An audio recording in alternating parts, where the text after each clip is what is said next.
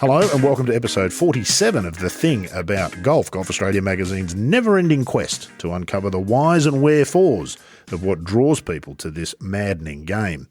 On this episode, we're going to meet a man whose voice will be instantly familiar to anybody who grew up watching golf in Australia in the halcyon days of the 1980s and 90s. Renton Laidlaw's Scottish lilt was the soundtrack to the game for many of us of a certain generation, and my colleague in this podcast journey, John Huggan, caught up with Renton recently in Scotland. Huggy, I know you got the chance to sit down with Renton in person. That in itself must have been exciting given the 18 months that we've just been through. Very much so, yeah. I mean, I see Renton on a pretty regular basis. We have lunch maybe every 10 days or so. He lives not too far from me, and he likes to hear all the gossip and catch up with all the news. He's not as mobile as he once was, sadly. But how old is he, Huggy? He's not young anymore, is he? I think he's in his early 80s. Early 80s, That's yeah. as much as I know. But yeah, he's there's nothing wrong with his mind, believe me. But even if he isn't as physically capable as he once was. Yeah. As I alluded to there, Huggy, we in this country grew up watching golf in that period, and it was Renton Laidlaw and Bruce Critchley were the commentators on most of the big tournaments here in Australia, that wonderful Scottish lilt. But his career has been so much more than just television, hasn't it? Yeah, he's done a bit of everything, Renton. I mean, there's very few people I think are as versatile as he is. The first time I ever set eyes on Renton, not physically, but on television, he used to appear on, he read the news on a programme that's still running now, called Reporting Scotland. They would have a talking head in Aberdeen, one in Dundee, one in Edinburgh and one in Glasgow, and Renton was the man in Edinburgh, which was the nearest to where I lived at the time. And he would read the news to me every night at about 6 o'clock, I think it was. And when did you first come across him in golf? As you said, you've developed quite a close relationship with him. He's a giver, he's a contributor, isn't he? He's been part of the Golf Writers Association over there in the UK. In fact, I think he might have been secretary for some time. He's not just there are some people in television and some of those electronic media who are a bit above all of that. He's not one of those, is he? No, well, I mean, you asked me when I first came across Renton. I mean, I think Renton's one of those things. It's just, he's just always there. He's just always been there. You know, ever since I started in the mid 80s, you know, he was in, full flow at that point, and he's been there ever since. I mean, so I would have a hard time telling you when I first came across Renton because he's always been there. There's never been a time without Renton. There you go. He's got some fabulous stories which people will enjoy in this particular chat. What a life it's been for him. There's virtually not a superstar golfer he doesn't know, is there? As I said to him, I think during the podcast, he's one of those people that he's a one-name guy. He's like Madonna or Elvis. If you say Renton in golf, everybody knows exactly who you mean. There's only one Renton. Yeah. So he's famous everywhere, as you say. I mean, he's big in your part of the world. Everybody knows who he is here. His voice has been heard on tapes of the Opens for many years, and I mean he's just everywhere. I mean he's done newspapers, he's done magazines, he's done books, he's been on the radio, he's been on the television, the Golf Channel people in America. I mean he's huge in America still remembered with great fondness, I think, in the States because of his Golf Channel stints. And I think his introductions to this the European Tour coverage, they used to put him in some weird and wonderful places, and and he still he talks very fondly about that in the podcast. He does indeed. Let's not give any of it away. Let's go and have a listen to Renton. It was a fabulous chat, Huggy, which I really enjoyed, and I'm sure the listeners will too. Thanks for catching up with us today to give us a bit of a peek into Renton Laidlaw. Anytime, no problem. Right, for the latest edition of the Thing About Golf podcast, I've got a very familiar face sitting across the table from me, and a voice that will become immediately apparent, I think familiar to millions of people, golfers around the world. Renton Laidlaw, what is the thing about golf for you? Well, I think the thing about golf is that as far as I'm concerned, as far as my career has been concerned, it's got me around the world, and I've made so many friends around the world. And that's the thing about golf. I think friendship is the key thing that you get in golf, as well as exercise and all that sort of stuff, That's fair enough, but I think friendship would be the main thing that I would talk about. Well, you're one of these guys that, you're the one-name guy. You're like Madonna or Elvis. Everybody in golf, all they have to do is say Renton. I think probably because there's only one Renton, which helps. but you're instantly recognisable. I mean, talk about how you got started. We'll go back to the beginning and work our way up to Golf Channel and TV and the rest of it. Well, I tell you, when I was born, that's a long time ago, 82 years ago, the nurse, who delivered me, the midwife, said, "What are you going to call this baby?" To my mother, and she said, "Renton," and she says, "What a lovely name, Renton Laidlaw." Yeah. She says, "That's a lovely name for a novelist." There you go. Well, of course, I've never written a novel, as it turns out, but I've had plenty of things written, 9 books and that. And, the idea was that I think I always wanted to be a journalist. Not that the school wanted me to be a journalist, No. as you know. They wanted me to be a banker or someone in insurance. Something respectable. Something respectable, although they're hardly respectable these days. Yeah. But anyway, I was keen to be a journalist, although not a golf journalist necessarily.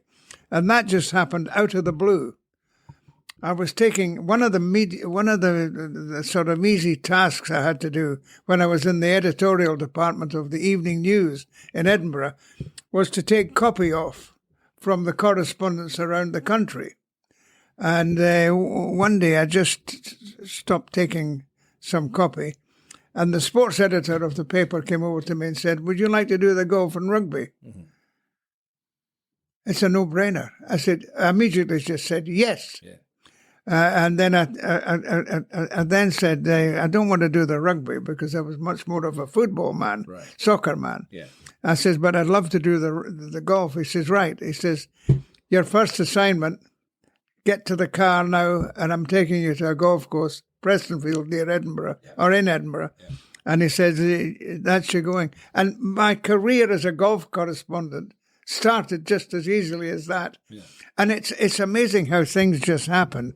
It's just fate sometimes. Yeah. And it was rather like Peter Wright, who was doing he was doing letters, and also the letters page, and he was also doing the register of deaths, which goes in the Times. Yeah. And one day, he decided he'd go for 9 holes at a course very near his office in Fleet Street. Highgate was the course. And he walked out of his room at exactly the same time as the sports editor and editor who had been wondering for 2.5 hours who they would get to replace Bernard Darwin as the golf man for the paper, had given up and said, we'll go for lunch because we're getting nowhere. Yeah. And as they walked out their room, and as Peter Wright walked out his room with his clubs over his shoulder, they said, there's the man, we've got it, we've solved the problem. Yeah. And so it was just as fate, just like that. I mean, I never really saw myself initially as a golf reporter. Well, I wasn't a good enough golfer for a start. Well, that doesn't matter. That's been proven many times. I played off 13, but as you know, no matter what you play off, you can still feel the pressure at whatever level you're playing that the pros feel. Someone's got a putt for a title. Yeah, there's a lot of common factors in golf. A lot of common factors. And I mean, I can tell you this, John, I only once broke 70 gross, and that was a 69 in Dusseldorf. And the pressure I had on that putt to get a 69 must have been like Jack Nicklaus trying to win his 6th Masters or something like that. Yeah. But it's a terrific game. And that's the great thing about the game. However well you play it, or, you can enjoy it in your own way, and you can appreciate exactly what the pros are going through. Yeah. So I did the job for 40 years. Yeah, I mean, I've always felt a wee bit one-dimensional sitting next to you when I look at your career. I mean, you've done books, you've written for newspapers, you've been on radio, you've done the telly. I mean, you've done a bit of everything. There's not many people who've got this sort of range of expertise that you've had. Well, I think I was lucky, John, in the sense that I had a face for television. Not everybody does. Yeah.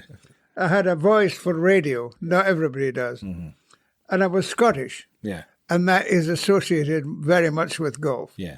So if I'd come from Liverpool and had a Liverpudlian accent, I may not have done as well in golf. Yeah. Commentating as I did. I was very lucky in that sense. In fact, you get all through your career, you have luck. You've had luck as well, I'm sure. There's plenty of sliding door moments for everybody, I think. Absolutely, you know. And where did the job at the Evening News and the Scotsman take you? Or was it just the Evening News? It was just the Evening News. Right. No, actually, although the school didn't want me to be a journalist, they thought it was, not a journalist from this school, you know. Is it Stuart Melville? Stuart Melville in Edinburgh. Yes, we should identify these people. A very quality school, but he'd already been upset by my saying, could I do a paper round? Nobody at the school ever did a paper round. God damn. It's a bit beneath them. Yeah. So I said to it was the Evening News. Well, I was saying that the headmaster got me a job on the Scotsman, which I didn't accept because I went to the Evening News. Right. I'd had a lot of connections with the news. Yeah. And so I was glad to go there. I knew all the people.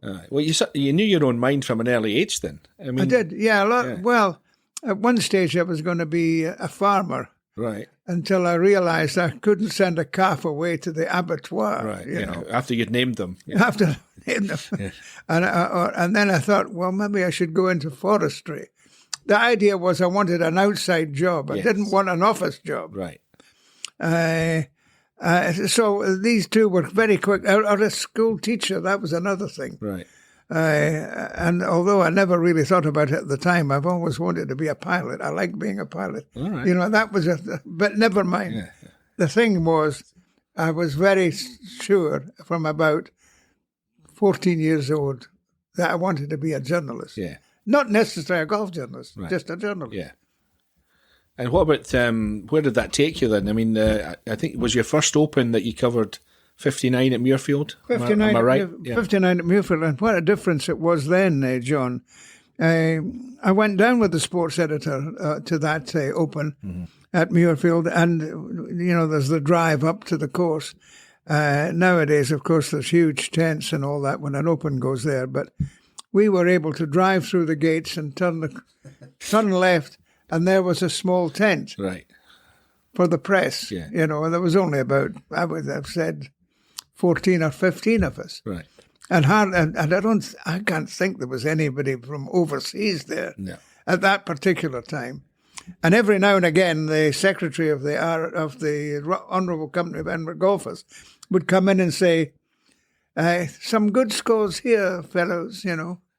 And Leonard Crawley would open his case and take out his bottle of whiskey, which he carried in the case, and fill his glass and say, oh, that's a good one. We'll have a word with him then. Yeah. There wasn't much in the way of quotes and things back then, was there? No. I mean, Leonard Crawley didn't really want to know what any of the golfers said, because he realised, as most of these old fellows did, Pat Ward Thomas, Peter Ride, Leonard Crawley, Henry Longhurst, they're more interested in what I think than what they think. Mm-hmm. You know, they're bound to be biased. It's so changed now. Oh, my goodness, yeah. You know, but in a way, I enjoyed the Open when it was quieter than it is now. Yeah, well, I must admit, I mean, selfishly, this is terrible, but when there have been tournaments I've been at in the last 18 months where there's been no spectators, it's great from a journalist's point of view, because there's nobody getting in the way. I know. But so, you know, I remember that. The Gary Player won that one. Do you remember his little white suit that he wore? Yeah. We went back to change thinking he'd lost. Yes, took six at the last. Took six at the last, and I think he thought he'd lost to either Fred Bullock or somebody like that. Mm-hmm. And he came back and found he was the winner, you know. Mm-hmm. But he looked immaculate. I mean, in fairness to him, you know. Yeah. So when did you start a bit of travel? I mean, obviously the Evening News is not going to be sending you hither and thither to go to tournaments. I mean, when did you start expanding your horizons a bit? Well, the news didn't, but I also worked for Reuters at the big events, and I always got time off from Evening News to go to World Cups and things like that, which were all over the world, as it were. Yeah. And So it'd be early 60s, was it? early 60s. Yeah. The World Cup in 1963, I think. You're maybe... It was at Madrid. We won't hold you to the dates, right? No, hold me. Yeah. It was in Madrid, and we had a marvellous time there at Madrid. It was won by South Africa. Won there. And I always remember, because you remember things sometimes which are unusual. I always remember we went to a big gala dinner in the palace, 6 glasses, 8 courses, Start from the outside and Start from the outside when so many forks and knives and that, you could have taken away a whole set, if you'd wanted to. And we're coming back in the bus, and one of the American golf writers, whose name I've just forgotten at the moment, was married to Joan Fontaine. Yeah. The actress. Yeah. Very nice woman. Mm-hmm. Yeah. Classy. Yeah. Classy woman. Who I think was a sister of Olivia de Havilland. That's right, yeah. Although they didn't really ever get on. Yes, that's right. They kept going for the same parts, and aye, yeah. it always annoyed them. When one won the Oscar, the other one wasn't quite too pleased about it. Precisely. Yeah. And up at the back of the bus, Eric Brown from Scotland, who was playing with John Panton, who was in the front of the bus, right, sitting quietly like a country mouse. Very different people, those two. Very different. Yeah. Very like a country mouse. He was, Eric Brown was leading the sing-song, Mm-hmm. And I was sitting just behind Joan Fontaine, and she said to her husband, "Do you think he would sing a song for the Americans in the bus?" He says, forget it. She says, no, I don't. Maybe he'll sing Home on the Range. Surely he'll know that one. He says, no, forget it. So she didn't forget it. Right. She stood up. Excuse me. Yeah. She didn't know his name. Yeah. So she didn't say Mr. Brown. No. Excuse me, she says, would you mind singing Home on the Range for the Americans who are in the bus? To which Eric, who was a pretty rough character, said, no bloody likely. Sit down.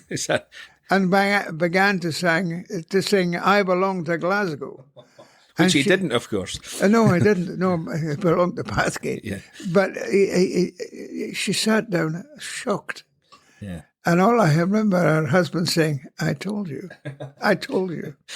Yeah. But, it was these moments that you remember away from the golf that you remember. And of course, it's such a it was a nice sport to do because unlike football correspondents or writers, you didn't have to hang about in the rain waiting for footballers to come out and then say nothing. Yes, yeah. Most of the golfers did speak to you. Yeah. And it never was apparently raining on the golf course. Well, it never rains. So when did you start forming, the relation you've got? I know just about everybody in golf knows Renton Laidlaw. I mean, the players, especially the older ones, are very familiar certainly with the older ones. When did you start building relationships with people like Nicholas and Palmer?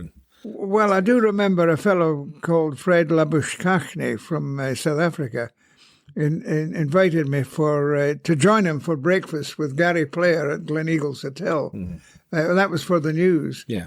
And, of course, Jack was coming to Muirfield regularly. He came for the Walker Cup in 1959. And he came for his first Open victory 66, in 1966. So I was well acquainted with him. And, of course, I think he's always liked Scotland. He certainly likes St Andrews. Mm-hmm. And, of course, it has a special place for him in his mind because he named his club Muirfield Village after that first win. Yeah. And I think it just built up like that. But, if you're moving around with them, they get to know you. Mm-hmm. And you get to know them. Arnold Palmer. I sat with Arnold Palmer's father at a dinner at the Ryder Cup, which was fascinating, And then, what was he like? He was an older version of Arnold. Right. Yeah. It seems maybe a very simple thing to say, but he was. Yeah. Absolutely down to earth, Yeah. He was the kind of greenkeeper, wasn't he? It was the greenkeeper. Yeah, He was the greenkeeper at La Trobe. Yeah.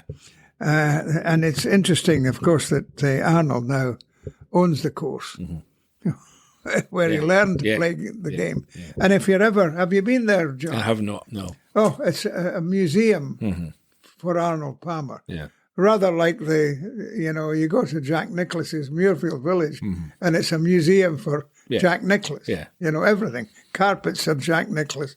Everything. The wallpaper is a Jack Nicklaus wallpaper. Right? The towels in the bathroom are Jack Nicklaus. Yeah. It's the same at Arnold Palmer's place. And I'm trying to get you to the relationships back then were very different than they are now, generally speaking. Yeah, well, I think the journalists don't have the same rapport maybe with the players that you have back then. Yeah, it's a different world, wasn't it? It was a different world. I think there was a feeling in those days, I think, that what happened off the course was not to be reported. Yes, yeah. Whereas today... Well, there's still a bit of that goes on. Yeah, still a bit of it, but not so much. Yeah. Nowadays, there are golf reporters who are looking for something off the course. That's right. To get the headlines in their papers. Yeah. In those days, if it happens off the course, you said nothing. Yeah. Not that Palmer or Nicklaus or Player or these guys were ever going to be doing anything dramatically off the course. Yeah. There were one or two players who did. Yes. But it was sort of taken as their own business. Turned a blind eye to it, Well, even I had a bit of that. I mean, there's I can remember a very famous Spanish golfer who people probably could guess who it is just by that description. I was in a restaurant once at a tournament and I looked up and there he was coming in for a meal with a woman, not his wife. And he clocks me and he comes over and he goes, "I'm not here."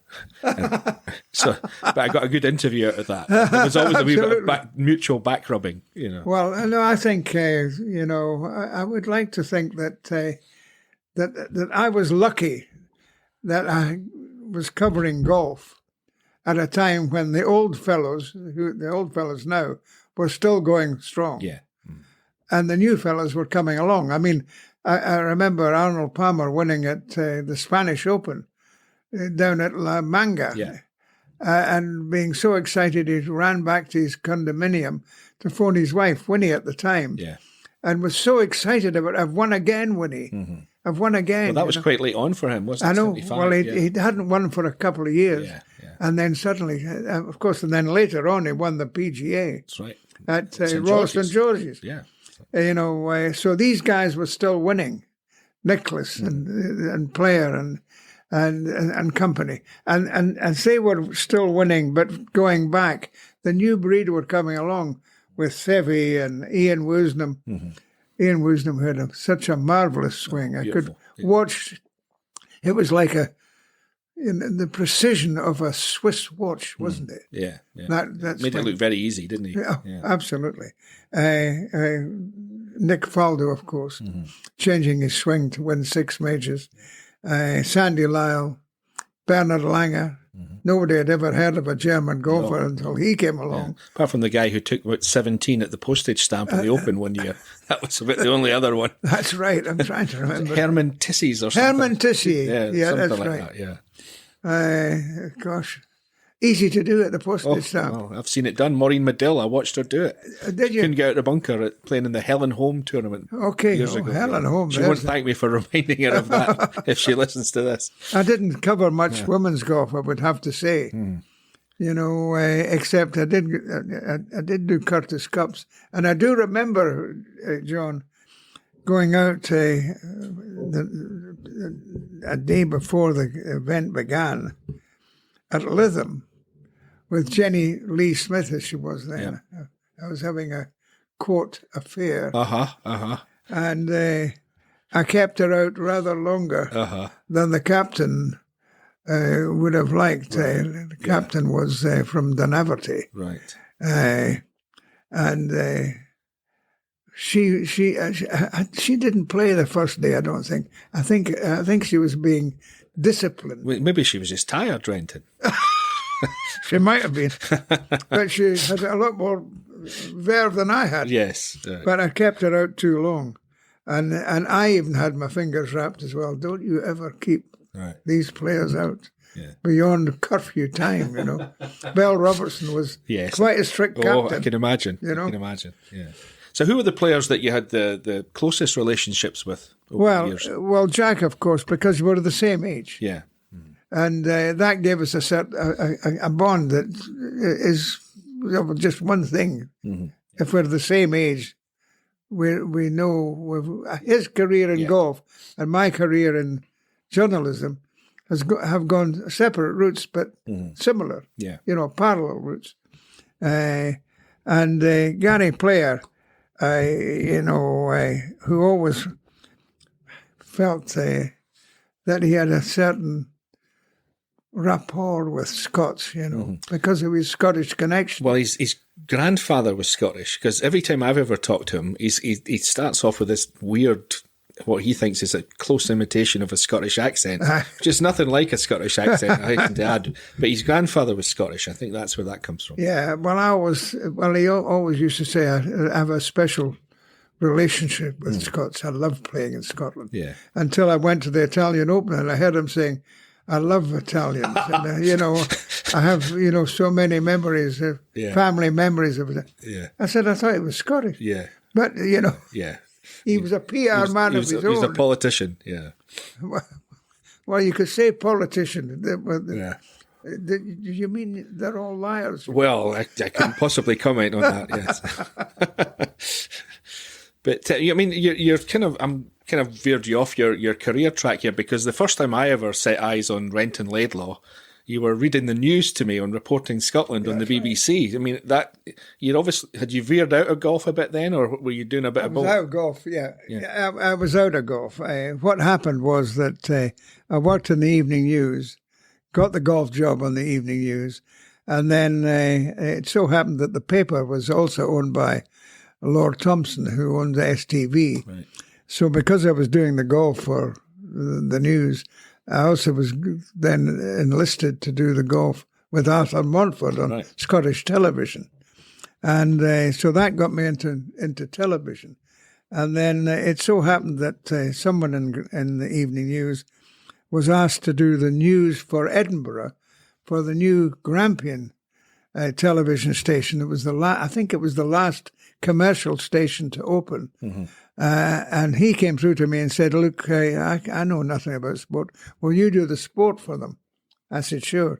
And they then invited me up to do the sports program every Friday. So that was your break into television. Which happened to be my day off. Mm-hmm. So what with going into STV and then Grampian, and then from Grampian, it sounds very good to say I was headhunted by BBC. Mm-hmm. But I was, he said modestly. Yeah, that's all right. I was headhunted by BBC to do this Reporting Scotland, although they were worried at the time. And I think I've told you this before. Yeah, but our mutual lack of hair. Mutual lack of hair, and they tried to say, would I wear a wig? And I said, listen, you're getting what you're getting. Yeah. Or not at all. I said, where do you stop? A false nose? Pin back the ears or what? Yeah. But they also wanted me to change my name, which was rather peculiar. What did they have in mind? Well, they didn't have anything in mind, but they said, we like to keep things very simple on the BBC. Right. Harry Gray, Bill Jack. Yeah. Ron Neal, Renton Laidlaw is a bit long. Do you have any other names? I says, no. Yeah. I said, you're getting me and that name, and you're getting me as I look. Yeah. Or not at all. As you said earlier, it's one of the great names. You're the only Renton I've ever met. I think. I've never met another one. They are around. Yeah. There are a few around. Yeah. In fact, there was another Renton in the Evening News. All right, there you go. Yeah.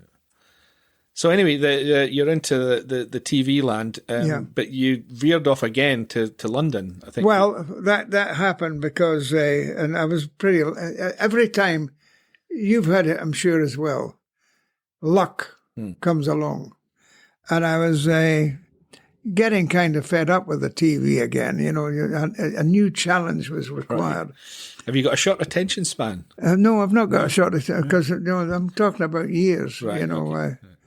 And what happened was that Mark Wilson of the Evening Standard had decided, or he had not decided, the paper had decided for him, that he should take over from Ron Huggan on the Daily Express, which he didn't want to do. Mm-hmm. He didn't want to go to the National Daily Express from the Evening Standard, which was run in these days like a national paper. Yeah, yeah.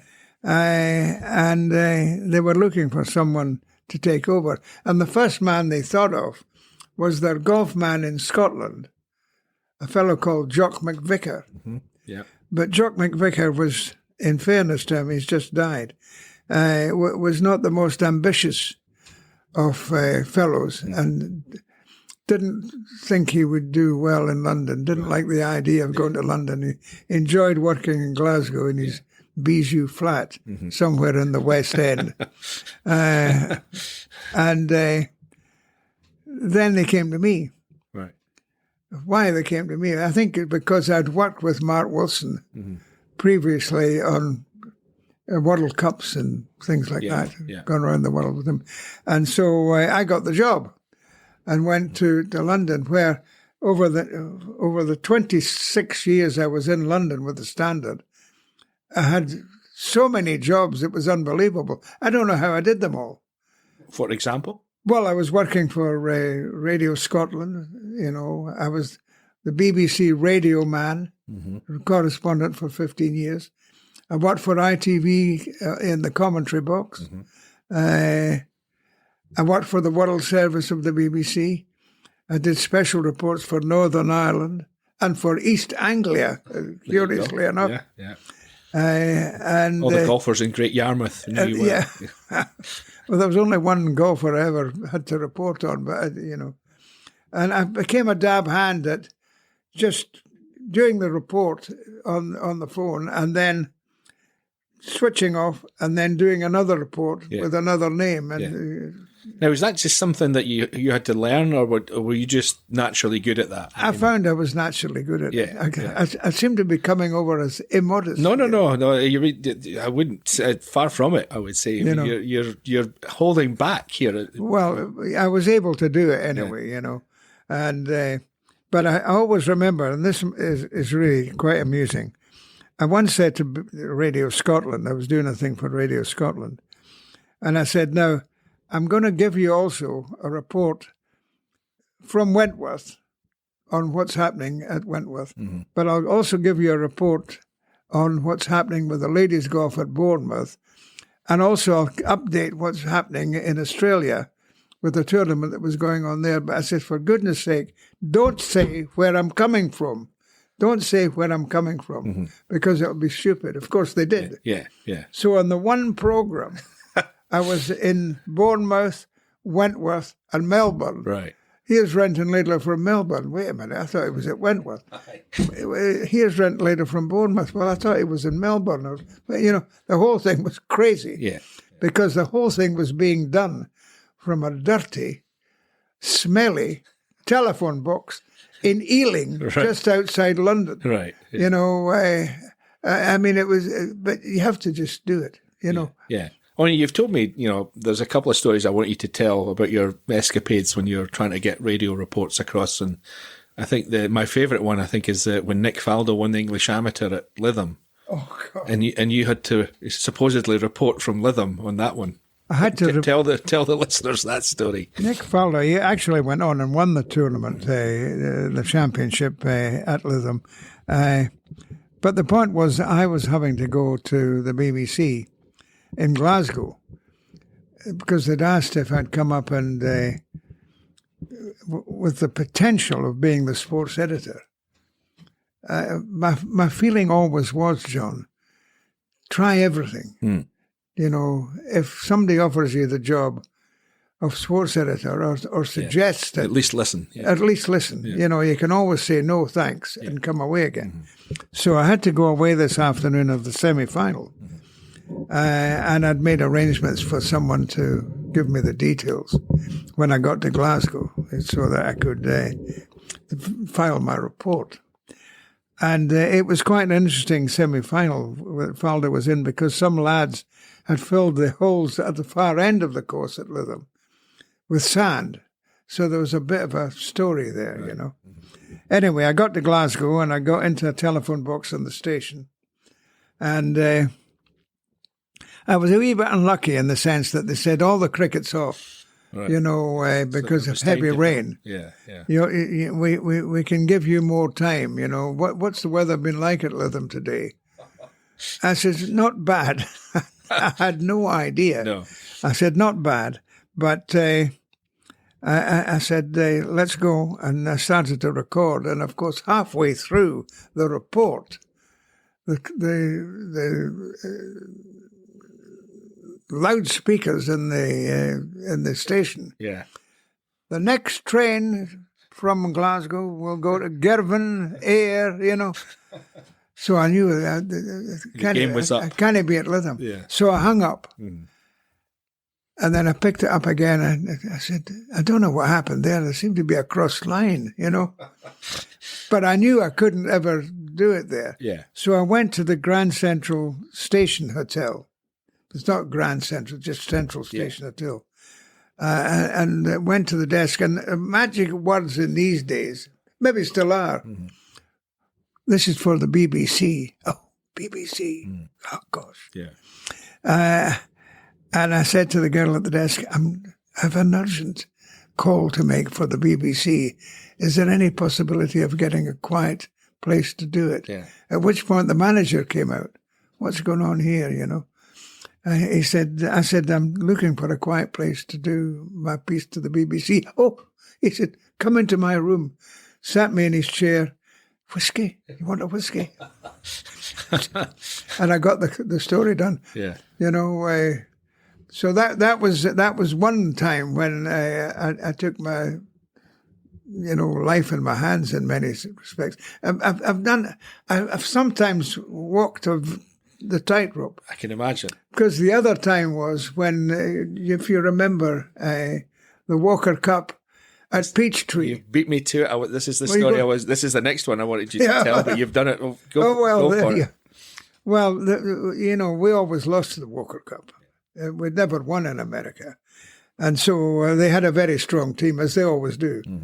So I thought, I'll be able to. Peachtree's at Atlanta. Yeah. I said, I'll be able to get an early flight back from Atlanta to London, because the thing will be over at 3 o'clock in the afternoon. But of course it wasn't, you know. And I thought, well, it's bound to be. It can't go on forever. You know, we're probably not going to win this. So I'll take a chance and I'll go to the airport and make any calls I need to make from the lounge, you know. And of course, it went on and on and on. My contact at the course was Michael Williams. Right. And he was to phone me. Yeah, he's the former Daily Telegraph. Former Daily Telegraph man who sadly died on the course. Not there, but on his own course where he'd been captain in Essex. But it went on, and we got to a position where, you know, we could either win it, lose it, or draw it, you know. I said, I tell you what I'll do. I phoned Rob Notman was the producer. Yeah, saw him last week at the Open. Yeah. In London. Excellent guy and a good mate of mine. That's another thing. You've got to have good mates. Yes. In golf or anything. You've got to have good mates. So I phoned up Rob. I said, listen, we're in a difficult situation. I said, I've got a stewardess trying to pull me away from the phone here, but I'm going to send you 3 stories. One that we've won for the first time, one that the thing was drawn, and one that we've lost. I said, make sure that you use the right one when you see it coming in, you know. Leave it to me, he said, and he did. But of course, I then was pulled away to the plane, and I never knew who won the Walker Cup. That we had won it for the first time in America until I picked up a paper at Gatwick Airport. and found what was the result was, you know. Yeah. I mean, that's a pretty dangerous thing to do. Well, you played safe. I mean, you were covered whatever happened, as long as they got it right. Okay, he got it right. Well, I knew if he hadn't been on, Yeah. you know. There was actually a lot going on that week, because that was the week that Michael Benalik was served by the papers from Ping, who were suing the RNA and the USGA over the grooves on their clubs. Oh, So there was a lot going on behind the scenes at that Walker Cup. I once wrote a story about the grooves, and because Tom Watson, there was a problem about Tom Watson's grooves. Yeah. And I remember being encouraged by that reprobate Peter De Bruyne, great pal of mine, but always enjoyed sending me up, you know, saying, you know, you should write about this. It's a ridiculous thing, you know. So I wrote a story, a letter to Tom Watson. I said, keep the money, but give the cup back, you know, the claret jug. Right. You know, and it was really for the first edition story before the main golf went on. And they said, they're giving this a great show. You know, I don't know whether Tom Watson ever saw it or not. I hope not. Well, he spoke to me afterwards anyway, and I always had a good relationship with Tom as well. So that was another time was when I was in. Did you know? I've ever told you about when I was in Australia, and Gordon Turnbull, the BBC producer, came on to me and says, "We've got a real problem here, Renton. We've lost your recording of Nick Faldo beating Ray Floyd in a playoff at the Masters." I says, "Well, what do you want me to do about it? I'm in Australia." He says, "We want you to re-record it." I said, "Oh, well." And I was lucky. Faldo was in the same hotel, and I knew he was at the bar, probably not buying drinks, but he was in the bar. And I went down to the bar and I said, "Just remind me what happened." You know, I said, Floyd went into the water at the second extra hole. And I think the first extra hole was halved in 5. But, you know, I said, I can forget about that. But how long was the putt you hold? And it was a long putt, 40 feet or something like that. Well, I think when he beat Floyd, I think he putted it up stiff and then tapped in. Stiff. Yeah. Because he had 3 putts for it, I think, something like that. He had, because the boy had been in the water. That's right. Floyd. Yeah. You see, my mind sometimes goes... Yeah, well, the details are always the things that go first. Anyway, I went down, checked the length of the putt, and went back up. And then you've got to get yourself into the mood. You know, you can't just go on and just do it. You've got to... So I practiced a couple of times. So it's getting dark now. And I knew one bit of information I hadn't had when I did the thing live was that Faldo had said he wouldn't go any further because it was getting too dark. That's right, yeah. You know, I didn't know that at the time. I said, you know, very knowledgeable. I said, you know, I can't see how Nick Faldo can play and Floyd can go any further than this 11th hole because it's just getting too dark. Yeah. And anyway, I did, you know, the rehearsals, as it were. And finally, after 2 rehearsals, you know, I was excited enough about the thing to go on to BBC, I don't know what they called it, Foreign Traffic. Right. BBC Foreign Traffic.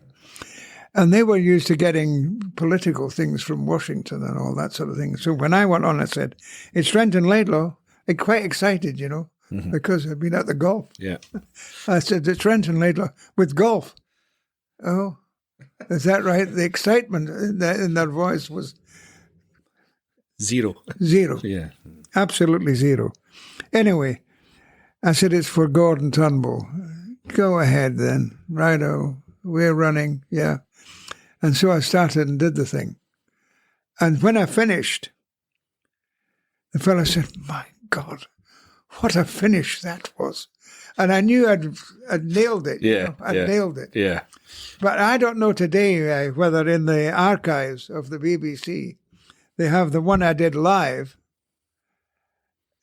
at Augusta Yeah. or the one I did thousands of miles away months later in Australia, in Melbourne. Yeah. In the archives about the finish of that particular Masters. Yeah. You know. You had a very long relationship with Augusta. I mean, you were the first non-American journalist to be at 40 Masters. Yeah, I did 42. Right. And I must say, the Masters is a special event. Whatever you say about the Masters, it's a special event. And I've said many things about the Masters, Renton. Probably much more than I do. Possibly, yes. You once said to me, is there anybody you don't like? Aye, that's true. I said, not really, but I said there are one or two people. But anyway, at the Masters, you get if you get to 40 Masters, which is quite an achievement for someone coming from Europe. Yeah. You know, especially back in the day, yeah. Back in the day, I mean, much easier if you're just flying in from Toledo or Miami or somewhere like that. Yeah. And so I had a long relationship with the Masters, and I think they say I'm grandfathered now, which means you've got a parking space. I've got a parking space as well. When if I go, and I may never go again, but I always feel I'd love to go again. They have a parking space for me, which is nice. Yeah. And I'm on the board. I'm the only Europe. You're quite right. Yes. He said immodestly. No, I'm the only again. I remember taking a picture of it for you. Yeah, that's exactly right. Yeah. I'm the only European who has done over 40 Masters. Yeah. And it probably won't happen again because of the way things are. Well, people are not going to tournaments as much as they used to. No, that's certainly true, yeah. You know, and it's more costly now than it maybe was in our day, on the day when we used to go in the 747 Pan Ams and have meetings upstairs in the lounge upstairs, which is now reserved for business class passengers, you know. Yeah. I mean, how did you see the evolution of the Masters change over the years? I mean, we touched on that with the Open. I mean, how different it was back in '59 from the huge tented village and stuff that they have now. I mean, the Masters is very different. The first Masters I ever went to was the last one where they had the Nissan hut for the media centre. So I can remember. I'm glad I saw that, because the next year it was gone. Yeah. Probably overnight as things happened at Augusta, and there was a new media centre, which is in turn is now gone as well. So you've seen all of that. I've seen all of that, which was nice. I don't think too much has changed in the way they run the tournaments or how they run the event, but of course it's become a huge. What can I say? Commercial operation. Commercial operation. A lot of money getting made. You're right. Commercial operation. And why they got rid of the media centre, which was really a fabulous affair. It was like a university lecture hall, wasn't it? With everybody sitting. That's right. Going up the sides. Up the sides. Why they got rid of that was they could extend the commercial sale of bags and clubs and it's funny though shirts. The shop thing that they've got now. I mean, it's still inadequate, because you have to line up for about 20 minutes to get into the thing to spend money. We never needed to line up. Well, you used to get in the pro shop. Well, you don't get in the pro shop anymore. There's some news for you. That doesn't happen. Well, that's a shame, because I enjoyed going into the pro shop. Yeah, and I enjoyed also going into the clubhouse, of course, for lunch. You still do that, yeah. But if they ever stopped you going into the clubhouse for lunch or sitting out in the grass in front of the clubhouse, I think it would be a bad thing. Aye, yeah, it's kind of part of it, isn't it? Everybody under the tree at the front. Everybody under the tree. And, you meet so many people. Yeah. Did you see Huggan and Sneed and those guys play at Augusta? I was never up early enough to see... I suppose I was disappointed that I never saw Huggan when he came and won at Carnoustie. Right, yeah. In '53. Well, I was telling somebody this the other day. My late father, he went to Carnoustie in '53 as a 17-year-old to watch the golf with his pals. And years after that, I said to him, well, what did you think of Huggan? And he says, I've long been afraid of you asking me that question. He says, I was watching Di Rees.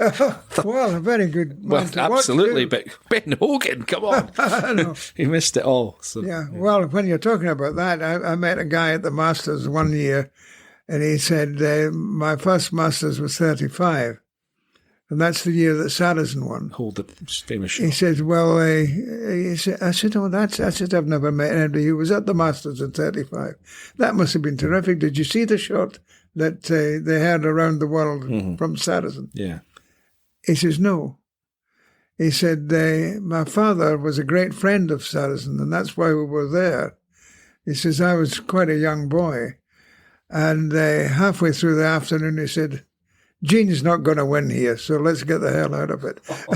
And so I never saw the shot. Right. It's a shame. Yeah. Saracen used to stay at the Courtyard Marriott, and so I spoke with him every year when I was there. He was a great guy to speak to. Although latterly, he couldn't understand why he had been left and all his friends had died. Yeah. He was left with no friends, you know. Oh, well, he had plenty of friends, but one of the many things about getting old is that can happen. But not friends of his own generation, you know. Yeah.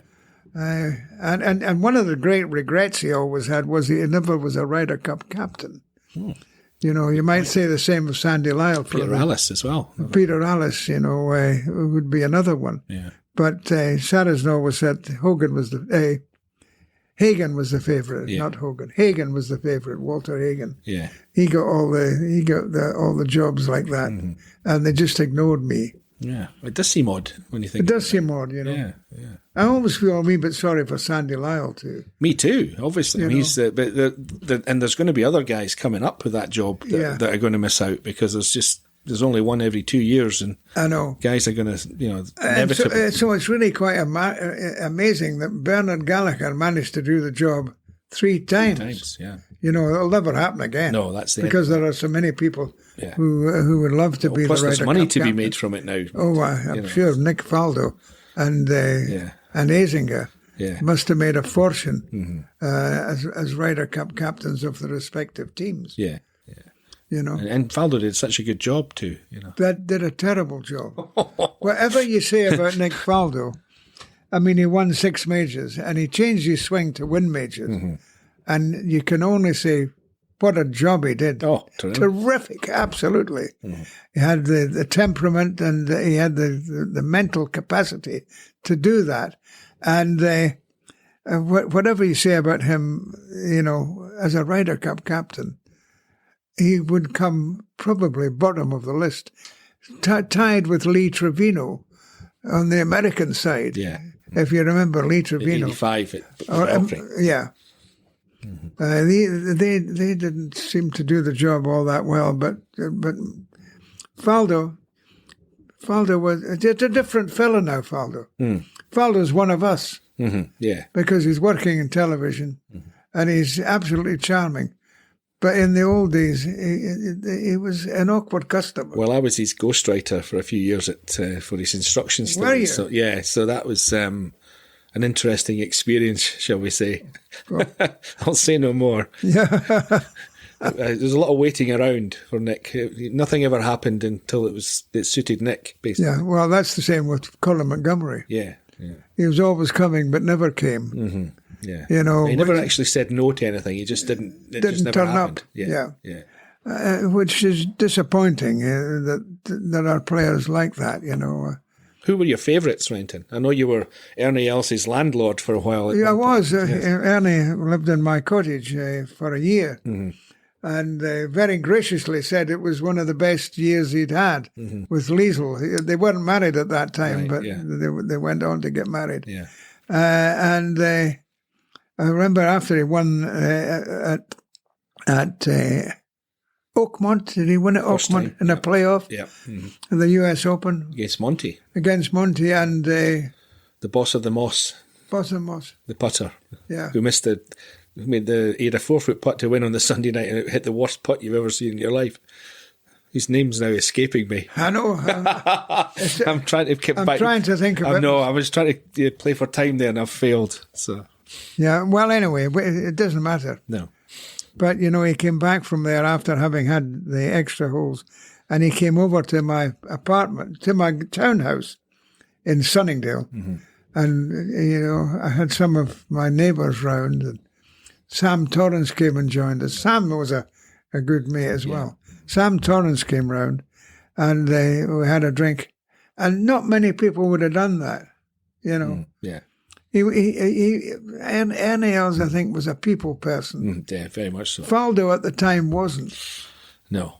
You know. He's socially inept. I think he was about 18 handicap as socially. Yeah. You know, and that's being generous. I'm glad you said that.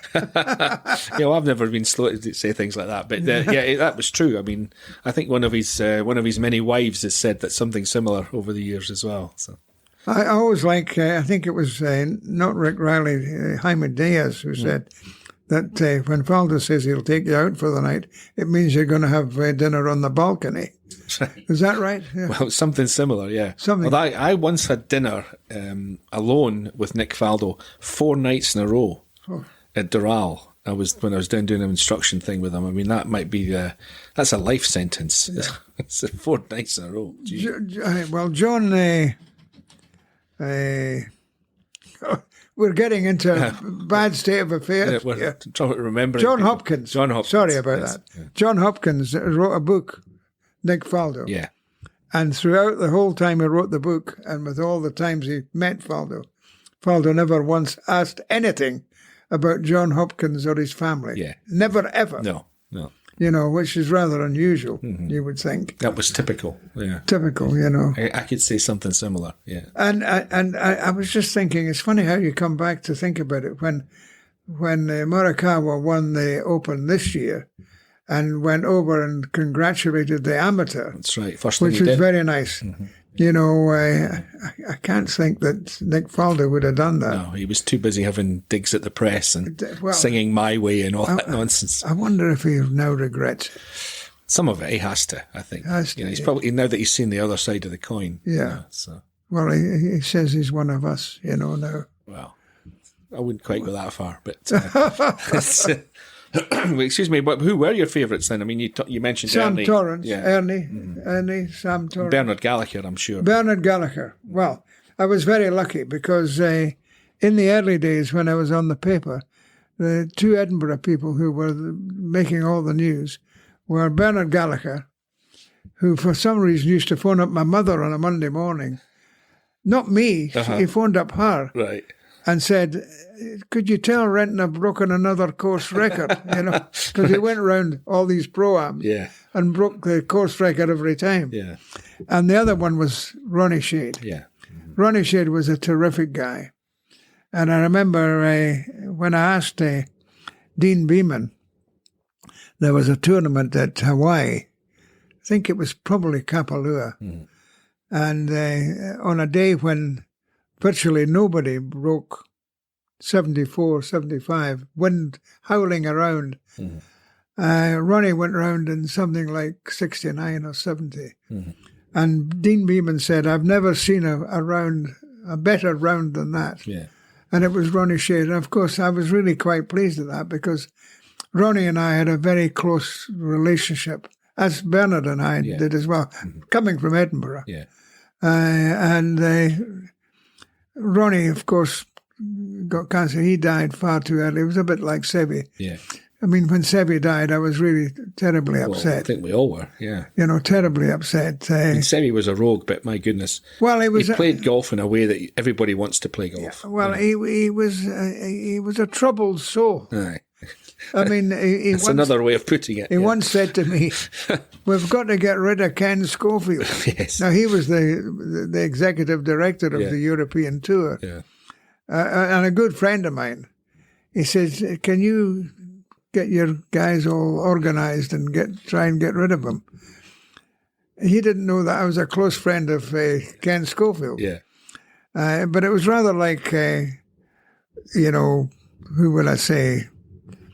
Jack Nicklaus saying we've got to get rid of Dean Beeman or, you know, get rid of Tim Fincham. Wait a minute, what's all this about? Yeah. He was a bit... I always felt, I think, that he was being got at. Mm-hmm. Yeah. Certainly latterly. And it may have been to do with the illness that he had. Maybe. Yeah. That we didn't know he had. Yeah, plus, I mean, he came from, you know, what the Spanish members of most golf clubs in Spain would see as peasant stock. Oh, peasant So stock. he was always on the wrong side of the tracks for a lot of them, I would imagine. And maybe a lot of his bad feeling came from that. I don't know. Yeah, it's a shame because he gave us so much delight and pleasure. Yeah. I mean, and he had a sense of humour. Yeah. So many of them don't have a sense of humour. Yeah. So many professionals, I think, see themselves as golf pros, and they're very good golf pros, but they don't see themselves as entertainers. Yeah.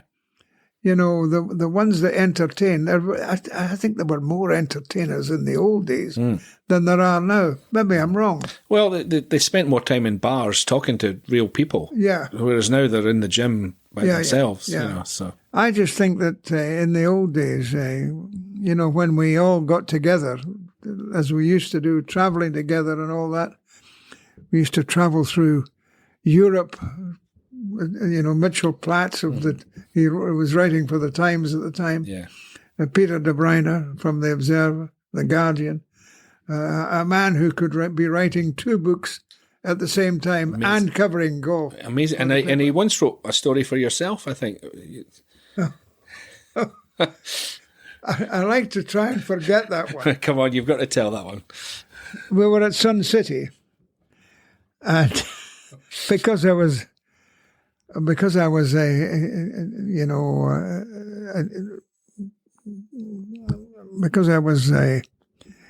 scheduled, is the word I was looking for, to go up and into a tower to do TV. I couldn't do the last edition for the Standard. Right. So I said to Peter, I said, would you mind writing my last edition? They'll only want about 300 words, you know. Are you? Oh, he said, absolutely. He said, happy to help, he said. I'll try and dumb down my own style so that they don't realise that it's not you, you know. I said, oh, thanks very much. Anyway, I went up the tower. No worries at all. Even Peter De Bruyne is writing for the Standard on my behalf. You should have known. I should have known. Anyway, I came back into the press room, having come down the tower, and I said, how did you get on? He says, well, he says, in fairness, he said, I think they smelled a rat. They thought it was all too good, you know, that it couldn't be you know. Yeah. Oh, I says, thanks very much, mate. He says, but here, there's what I wrote, you know. And I staggered back because it began, Nick Faldo, who's disliked by so many people, even managed to upset Mr. Nice Guy, Nick Price, in the Sun City $1 Million Classic today. Yeah. He then explained what had happened, you know. Yeah. I said, I knew nothing about this. He said, well, they thought of maybe putting on the front page at one point. I said, well, thanks very much, you know. I said, how am I going to get over this? Because what Peter didn't know was every time somebody wrote something bad about Nick Faldo, he came to me as the secretary of the Golf Writers Association and said, we must have a meal and discuss this. How am I going to deal with this, Renton, you see? So I was his sort of go-between. Right. And I was due to meet him that night. So I sat and I thought, why did I let Peter De Bruyne do that, you know? Maybe I should have taken somebody else. But I was sure Peter would have been all right. So there was silence in the room. And then, all of a sudden, he said to me, Renton, and he handed me another bit of paper. Mm-hmm. He said, this is really what I sent. And it was even blander than I would have written, you know. I was annoyed that he'd written such a bad piece on my behalf, you know. And there was laughter all round. Yeah, I'm sure. But what a relief. Aye. What a relief. Yeah. It's just exactly the sort of thing he would do, though. He loved doing that sort of thing, you know. Yeah. But he was a remarkable man, wasn't he? He was a remarkable man. He wrote one book in the morning, one book in early afternoon, and then did the newspaper in late afternoon. Yeah. And, you know, and when he was writing, He never changed anything. No. If you said, Peter, can you give me 1,500 words and such, he would write 1,500 words, roll it up and give you it. Mm-hmm. Yeah. You know, whereas I would be going through it if it was me. Well, like the rest of us. I like the rest, yeah. I mean, he was a fantastic fellow. Yeah. I mean, when I started at Golf World in London, he was a columnist on the magazine, and I had to phone him one afternoon because his column that he sent in previously had clashed with something else in the magazine, so he had to do something else. So I phoned him up, and he said, "Oh, well, what do you think I should do?" So I gave him a suggestion. I can't remember what it was, doesn't matter. And the next morning in the Mail came the column on the subject that remarkable. Because no way he had it ready because I gave him the idea. And the exact wordage. Oh, yeah, exactly. You know, not overwritten. Yeah. I mean, the first Masters I went to in 1973, I overwrote completely. I wanted I felt scared to leave someone out. Yeah, frightened to leave somebody out, you know. Yeah. And Jock McVicker was in the bar down below the Evening Times in Glasgow, who were taking my story from the Standard. It was, and a fellow came staggering in, and he said, "Whiskey, please," to the barman, and then added, "Make it a double." At which point Jock said, "What's wrong?"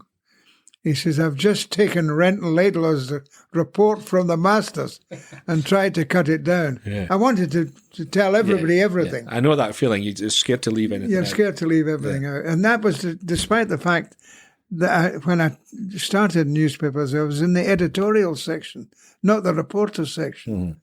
I went into the upmarket editorial department. That's good training, that. Good training.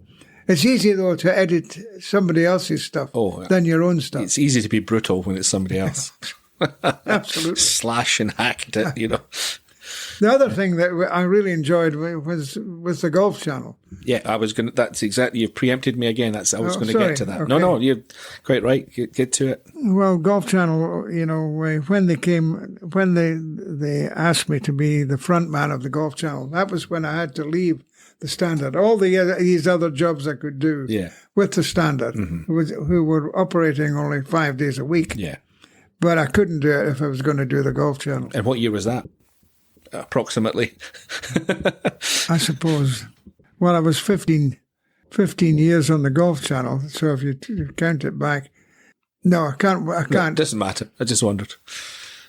Anyway, when I went onto the Golf Channel, you know, I had the great delight of working first with Peter Oosterhuis, who was a great man to work with. Lovely guy. But who sadly now has got a form of dementia and cannot work anymore. And if he happens to hear this or is listening to this, I would like, and I'm sure you would like, to wish him all the very best. It's so sad when that happens. Anyway, he did it for 3 years. And then he was a difficult man to follow. And luckily Warren Humphreys came along. Yeah. Warren Humphreys, he won only one tournament in Europe, in Portugal. But the man he beat in that event was Seve Ballesteros. Wow. Yeah. So, not a bad notch to have in your belt. Not a bad notch. And he and I worked together for many years. You're going to ask me how many years, but I can't remember. I'll spare you that one. But we also worked with a fellow called we called him Filippo, John Phillips, who had made his name in the BBC doing the Saturday or even Sunday grandstand programs, producer, with Desmond Lynam, one of the top commentators. And he produced some openings for the Golf Channel that were unbelievable. Yeah, you became famous for that. Became famous. Perched in fountains and goodness knows what else you were. I did a thing. He said, "I want you to be standing in the middle of the Champs-Élysées, you know." Yeah. I tell you, if you've ever stood in the middle of the Champs-Élysées, 3 lines of cars on one side going 100 miles an hour. Yeah. Slight exaggeration. Yeah, only slight. And cars going the other way. And if you stepped out, you feel you're going to get knocked down, you know. But we did it. But the funniest one was, did I ever tell you about the time that he wanted to mark the first swimming off the channel. The fellow's name I've forgotten. Like everything, you forget them. Yeah. But of course, we weren't anywhere near the sea. We were at Paris National. Right. You know, That's not adjacent to any water. Not adjacent to any, well inland. Yeah. So he said, we'll do it. He said, I need a volunteer to do this fellow with goggles and all that in the pool in front of the hotel. Right. So Warren Humphreys didn't want to do it. Neither did Ken Brown. Right. Arguing, I can't really swim all that well. Jay Townsend was with us at that point. Yeah. Oh, no, not my bag. I haven't got any trunks, Right. you know. Yeah. And Julian Tutt, don't be so silly, you know. It's beneath him. Yeah. So he looked at me then. Are you daft enough to do it? Uh-huh. I never could turn down John Phillips or anything. Yeah. So I went into the pool. They did get me trunks and all that. Yeah. Bitterly cold day. Right. People hanging out the windows going, oh, you know. and with goggles and that. Uh-huh. Did the swim, came up, took the goggles off. Have I arrived? I said. Or something like that. And it worked once. It actually worked perfectly. Yeah. Nobody would have known I was in a swimming pool. No. At the French National. Yeah. And that was just one of the times that we had to do something. You became famous for those things. They were famous. Sky didn't like them. No? Why not? Well, I remember Bruce Critchley saying, we're covering golf. This is just ridiculous. Oh, I see. But the Americans loved it. Yes. Because it gave them an indication of what it was like where we were. Mm-hmm. I mean, I had so many meals at restaurants with Warren on camera, drinking wine, that we got to the point where we were actually selling wine on the, you know, if you're coming to Madrid or if you're coming to Barcelona or whatever it was, this wine's a very good wine. Don't you think so? You know? I mean, shameless, just shameless. It was shameless. Brian Barnes at one tournament, not in Europe but in Britain, at Moore Park when it was the Bob Hope Classic, and I had to interview Bob Hope at one stage there. When he drove into the champagne tent coming down the 18th, and I said in commentary, quite innocently, I said, well, they'll be pouring glasses of champagne by the bottle, the Magnum, the Methuselah maybe even, you know, and the director said to me, go easy, son, you know, go easy. But everybody was delighted when next day the champagne company produced boxes of champagne for the crew to enjoy. You mentioned them. So there was something worth doing, you know. Yeah. What did you see as your role, Renton, amongst that team? I mean, you obviously had the ex-players providing the supposedly expert analysis, but what did you see as your role in the midst of all that? Well, I think, as a newspaper man, you probably saw the news side of what was happening more than the golfers did. You know, Ewan Murray, who's on Sky, is very good with, the mechanical things of the swing, you know, and what he's done wrong and what he hasn't done wrong and why it's gone left and why it's gone right. Yeah. But I was more interested in what was happening overall. How many more people were on the course who could beat this guy? Right. How many more holes were there to come that they could make birdies or not make birdies? I was looking at the news side all the time. That's what I felt I was doing. Or giving information about them, about the players that we didn't see. A lot of the times now, you know, somebody puts up and the commentator says, nearly in.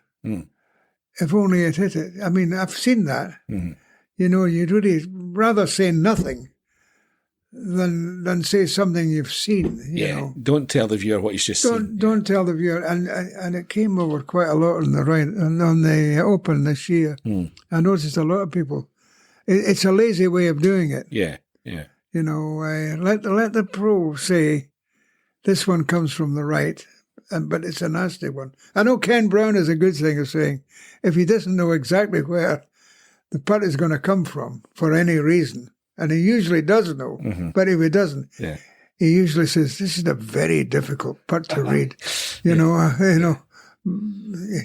I enjoyed working with Ken Brown. Yeah, he's a lovely guy, isn't he? You know, we went to the Prado in Madrid, and I looked up the catalogue and then stood in front of the painting that I looked at and spoke knowledgeably about the painting. Yeah. And not only about the artist, but about the way he'd drawn it. And I said to Ken, who is a bit of an artist himself, I says, "You should do one too."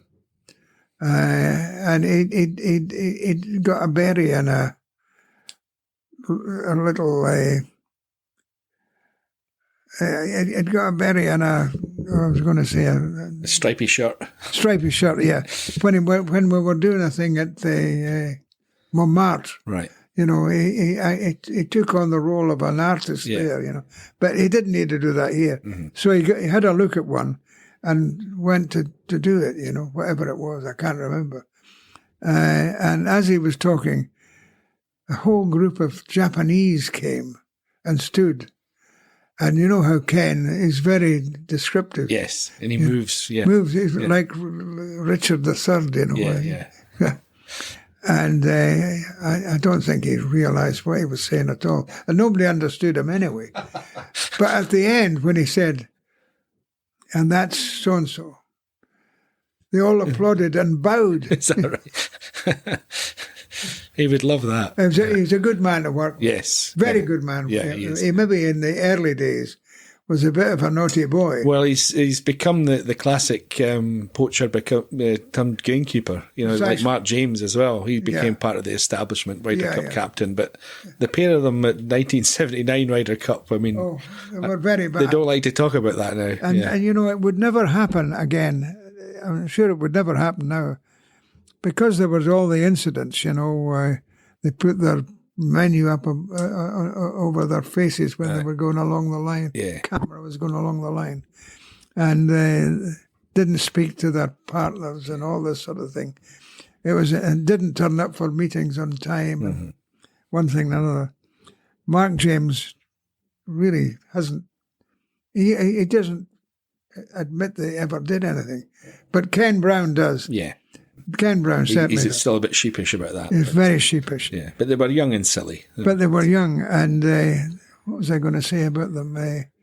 At the time, John Jacobs was the captain, Mr. Golf. Yeah. And he called all the press in and said, "I think you all know what's been happening here with Brown and James. And you've probably heard that Brian Barnes was ready to knock their blocks off, given half a chance." Yeah. He says, "But I don't want this to get back to London. I don't want anybody to write about it at all." Is that understood? You know, but wait a minute. Did. Nobody did. Right. Now, could you imagine that happening today? No, not for a minute. They'd have been all over stuff like that. Absolutely. I mean, that was something which would certainly have made the front page, you know. Yeah. Although I'm sorry about one story I missed. I hope I'm not going on too long. No, here. you keep going. I'm loving this. When we were at Kiowa, the Concorde was scheduled to fly in at the time when PGF America were putting on a function for the Ryder Cup press. So most of the pressmen were going to that dinner. And I offered, because as secretary sometimes you had to do that, I said, "I tell you, I'll go to see the Concorde come in. And if there's any news, if anybody has it turned up, you know, or if somebody's ill, or if, you know, I'll phone you back so you all have the story, you know." So I went there and I spoke to virtually all the players, you know, asking all the right questions, or what I thought were the right questions, including the captain, Bernard Gallagher. Yeah. I said, "Nothing happened, Bernard?" "No." He says, "Oh, they're all in good. Looking forward to the match, you know." ends, because Bernard's never been a great talker, really. No. You know. So, because I'd watched this Concorde that circled round and round. And I knew it did that because when it went to a place where it never normally went, it gave the opportunity for people to see it. Yeah. It was a marvellous plane. Oh, yeah. I've circled in it myself when I was on it. Yeah. And so I went back to at least I phoned the lads and said, nothing to report. They're all here and they're all in good form. Nobody's injured. Mm-hmm. Bernard says they had a good flight over. And that, fine. 4 weeks later, I'm having dinner with Bernard. And he says to me, it was quite amusing when the captain came out of the cockpit and took up the carpet in the aisle and had to go down. I said, what did he do? He says they couldn't drop the landing gear, wouldn't go down automatically. Right. He says, so we were circling and circling, wondering how we were going to get it down. Yeah. And then the captain said, well, I'll need to try and rack it down. So I'll need to climb down below the plane and rack it down, Right. Oh, goodness. Which he did do. Yeah. And they landed safely. He says, we landed safely. I says, you told me nothing happened. Did I? Oh, dear. Yeah. Now, that would have made the front page. Yes, absolutely. Yeah. And I was... Ryder Cup men in near death, whatever. Absolutely. Yeah. I mean, I was as annoyed for me as I was for all the other press. But that would just be a tin ear on Bernard's part. Yeah. I mean, it would be nothing malicious. Nothing malicious. No. Nothing malicious at all. Yeah. But, my God, I was so annoyed to miss that scoop. Aye. Yeah, that would have been a good story. Yeah. Yes. Anyway, Ren, what brought it to an end? I mean, when did you decide that retirement was the best option for you, and what do you miss about what you did before? Well, I missed the camaraderie. Yeah. That's no doubt about that. But I went to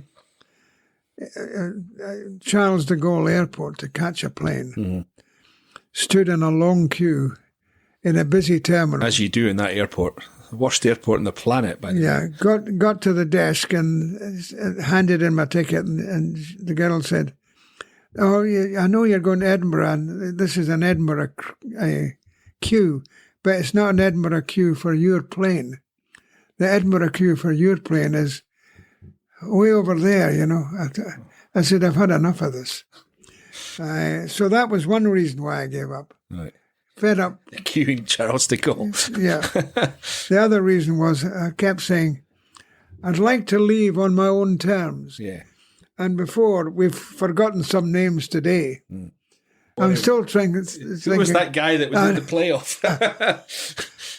I think his name began with L. But anyway, was it Roberts? No? Lauren Roberts. Lauren Roberts. There we go. Thank you. We got it. We did. I'm sure every listener's been screaming that for the last half an hour. Lauren Roberts. Well, that's just before I carry on. Yeah. That's worse. I've done a worse thing than that, though. At the PGA Championship, Nick Faldo won at Royal St George's. Right. And when he held the winning putt, for some reason I said, so, victory for Sandy Lyle.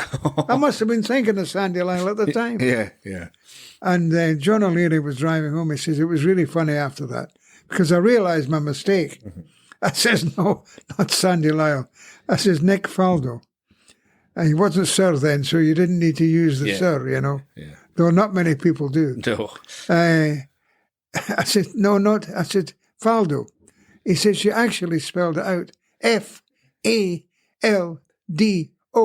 Faldo is the winner here, not Sandy Lyle. I must have wanted Sandy Lyle to win it. Yes. But Nick Faldo won it. Anyway, the other reason that I decided it was maybe time to give up, I said, I want to give up before I forget names that really matter. Like Lauren Roberts. Well, more importantly, Jack Nicklaus. Yes. I would say, he won 18 majors. He's a big blonde fellow when he started. That's right. And he's got a nickname, yeah. Slimmed down, Golden Bear. I mean, a name that was given to him by an Australian journalist, and it stuck, and they gave the journalist some shares in the company as a thank you, for the Golden Bear, which certainly has stuck. I says, if I ever get to the stage where I'm saying, who was that fellow that won 18 majors? I said, it's time to go. Yeah, yeah. I said I should have been away long before that. Mm-hmm. So I think it just came at the right time. Yeah. I think you know when you've got to give up. Well, yeah, it's good if you do, I think. You know when you've got, and then I wouldn't have to do these golf openings at Paris, small villages, what do they call them? No, it was a miniature village, the Arc de Triomphe. Oh, right, yeah. Like at Legoland or something like that, yes. But I had to come. Yeah. I came through the Arc de Triomphe. Oh, right, okay. Good morning, and Peter Oosterhuis came from behind something else, Right, yeah. Peter Oosterhuis used to say to me, what the heck is going on here? I mean, it's unbelievable. Yeah. But we enjoyed them. Well, it was all good. Yeah. It was all good fun, Yeah. And I think I knew it was just about time. Yeah. And what do you miss the most then? I would say the camaraderie. I don't miss the Open. No. Because or the Ryder Cup, because it's now too big for me. Right. I don't get around so well these days. Yeah. And I can't cope with the huge crowds and that. And I was lucky that when I was doing it, I didn't have to worry about, doing all the extra stuff other than the newspaper that they have to do now. Yeah. But blogging and feeding websites. And we didn't have that. Yeah. I mean, our problem was not getting through. Was getting through, Yeah. I think you definitely saw the best of it, Renton. I mean, and I probably caught the end of the best of it. Well, but it's what the job is now is nothing like it used to be even when I started, and that's only 35 years ago. Well, you go back a bit further than that. Yeah, when I started, I mean, to get through to London with a Cobra Revertido call, a reverse charge call, right? You couldn't get through to London unless you went through Paris, right? Yeah, and if you got Paris, they weren't guaranteed to get you through to London, and sometimes.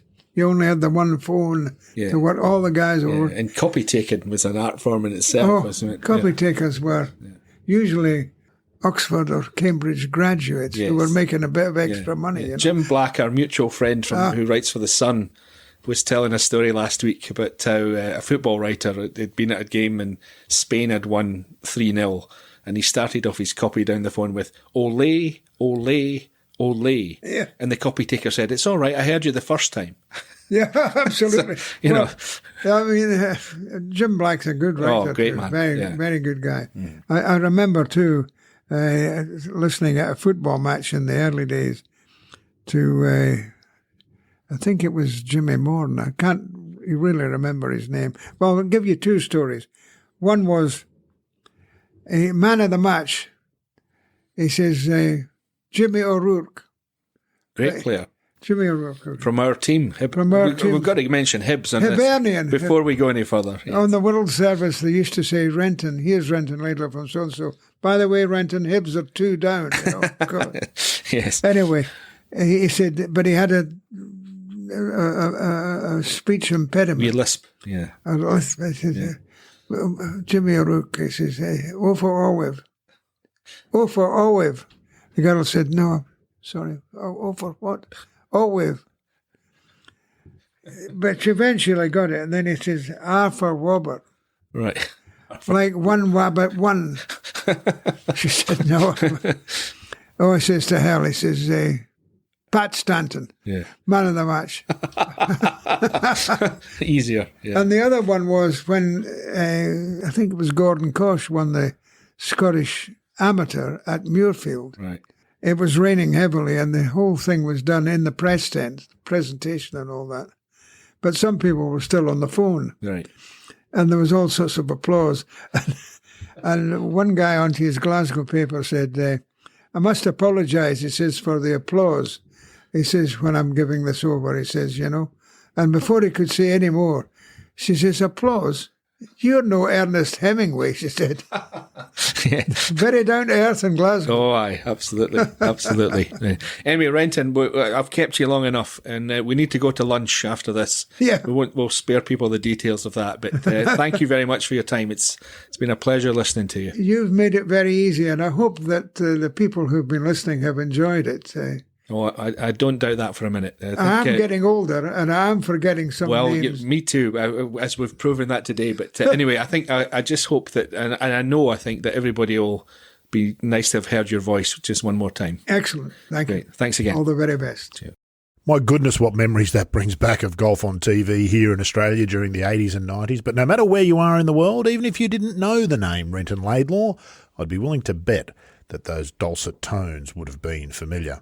A big thanks to Renton for being so generous with his time, and to John Huggan for wrestling with the technology and producing his first in-person recording. That's a victory not only for Huggy, but for us, because it frees him up to add even more people to his interview list. Well, that's episode 47 in the books, but make sure you don't miss episode 48, a chat with one of the game's very best coaches who we almost never get to hear from. Yes, I was pretty devastated because I was a very good player. I played number one for Queensland. I was captain of the team. I had people like Greg Norman behind me in the team. So I could really play. But then the career really took a really sharp twist the other way. The last interstate series I played, playing number one for the state, I won one match, whereas the years before I was winning every match, beating players like Roger Davis and Michael Carl, who was Australian amateur champ and became an Australian PGA champion as well. So, yeah, my career as a player really took a sharp smack in the mouth. That's the fascinating journey of Ian Triggs, next time on The Thing About Golf.